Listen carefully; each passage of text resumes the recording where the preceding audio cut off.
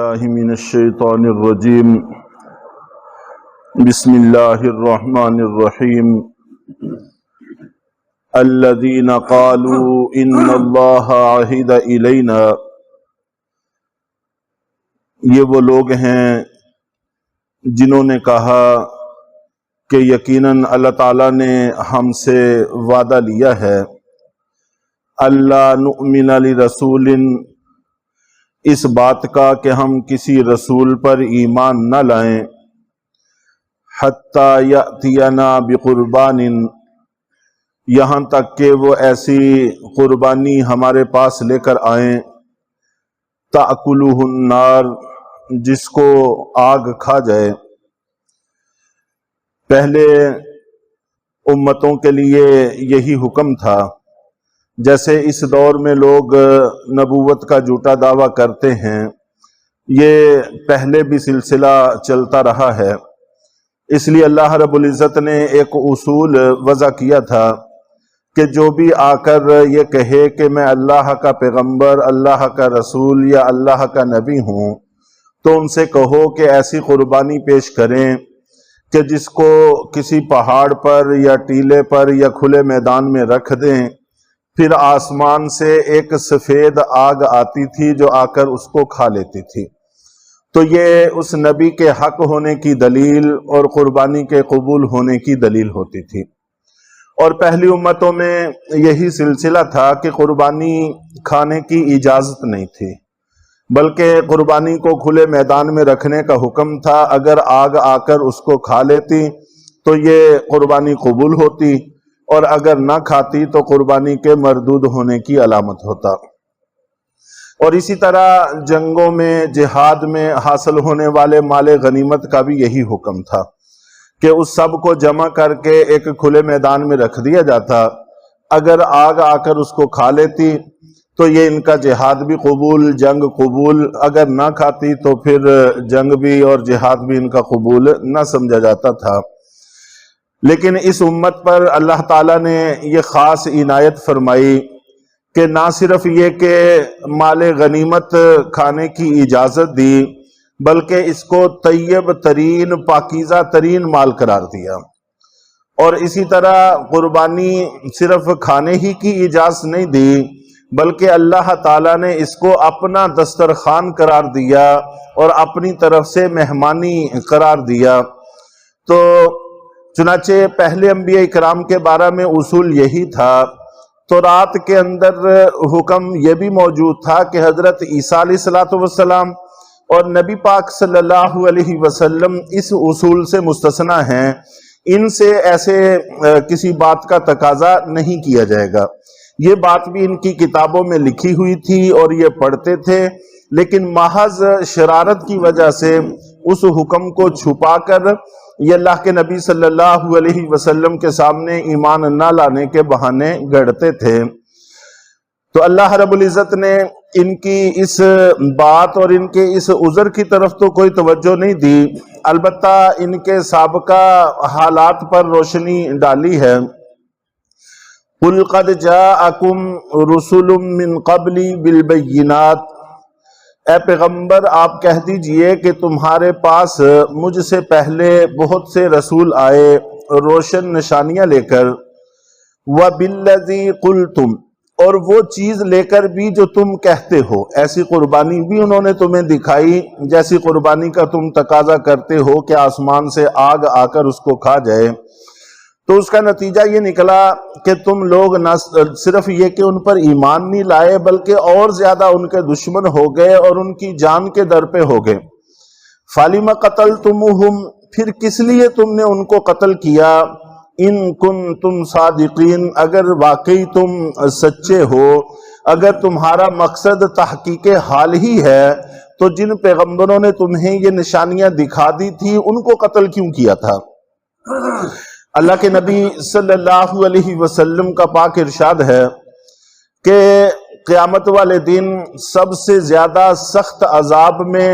اور سب سے زیادہ اللہ کی نظر میں ملعون و مبغوض وہ شخص ہوگا جس نے کسی نبی کو قتل کیا ہوگا،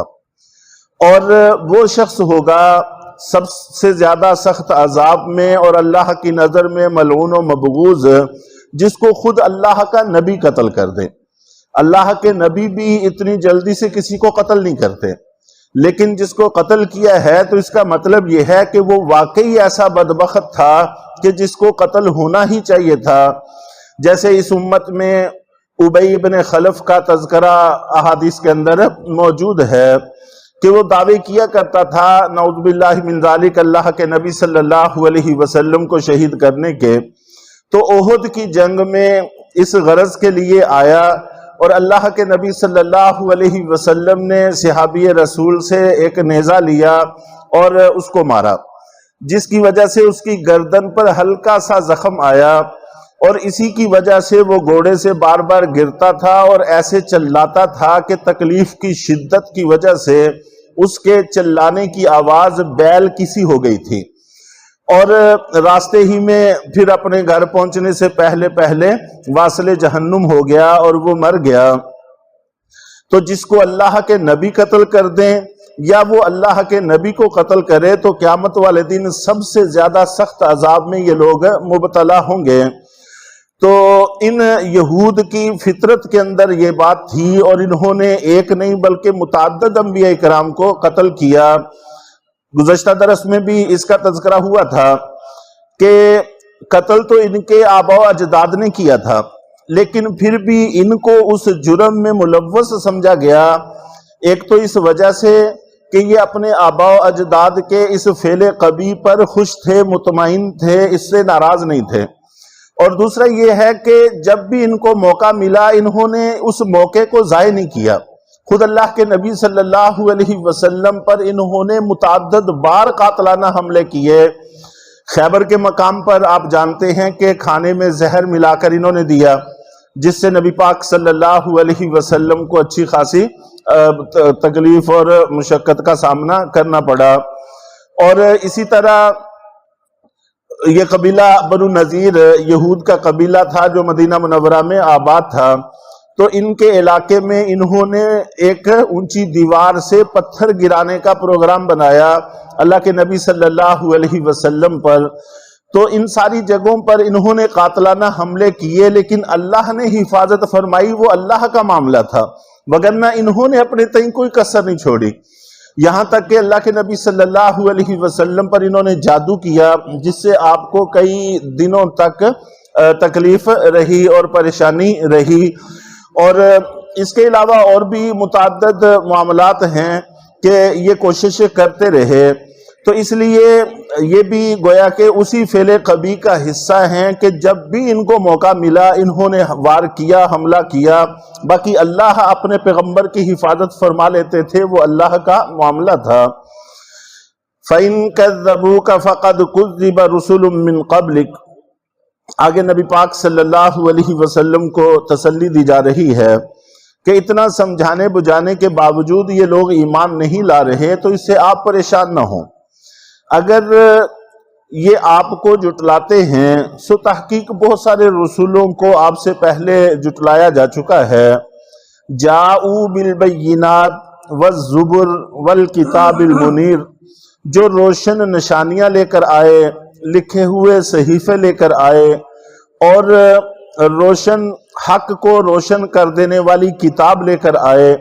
لیکن اس کے باوجود انہوں نے ان کو ماننے سے انکار کیا۔ یہ دنیا کا معاملہ ہے، دنیا میں بہت ساری چیزیں ایسی ہوتی ہیں جو حق کو ماننے سے رکاوٹ بن جاتی ہیں، عہدہ، کرسی، طاقت، خوشحالی، بہت ساری چیزیں ہیں جو انسان کو حق ماننے سے رکاوٹ بن جاتی ہیں۔ تو بالآخر یہ دنیا کو ختم ہونا ہے اور آخرت میں اللہ کے حضور پیشی ہوگی۔ اس کا تذکرہ ہے کہ کل نفس ذائقۃ الموت، کہ ہر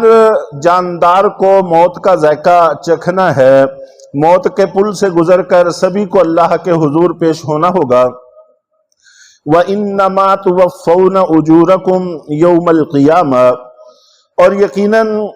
قیامت والے دن تمہارے بدلے تم کو پورے پورے دے دیے جائیں گے۔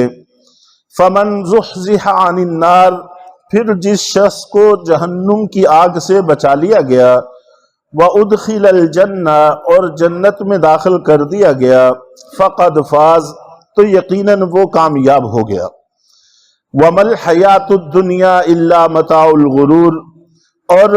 دنیا کی زندگی یہ تو محض دھوکے کا سامان ہے، اس لیے اس دنیا کی زندگی میں یہ جو حق قبول کرنے کے راستے میں رکاوٹ بننے والی چیزیں ہیں، ان میں الجھ کر حق سے باز نہیں رہنا چاہیے، بلکہ حق کو قبول کرنے کی کوشش کرنی چاہیے۔ یہ محض دھوکہ ہے، چند دن کا دھوکہ ہے، بالآخر ختم ہو جائے گا اور پھر حقیقت سے پالا پڑے گا۔ اللہ تعالی ہم سب کو اس حقیقت کو سمجھ کر اس کی تیاری کی توفیق عطا فرمائے۔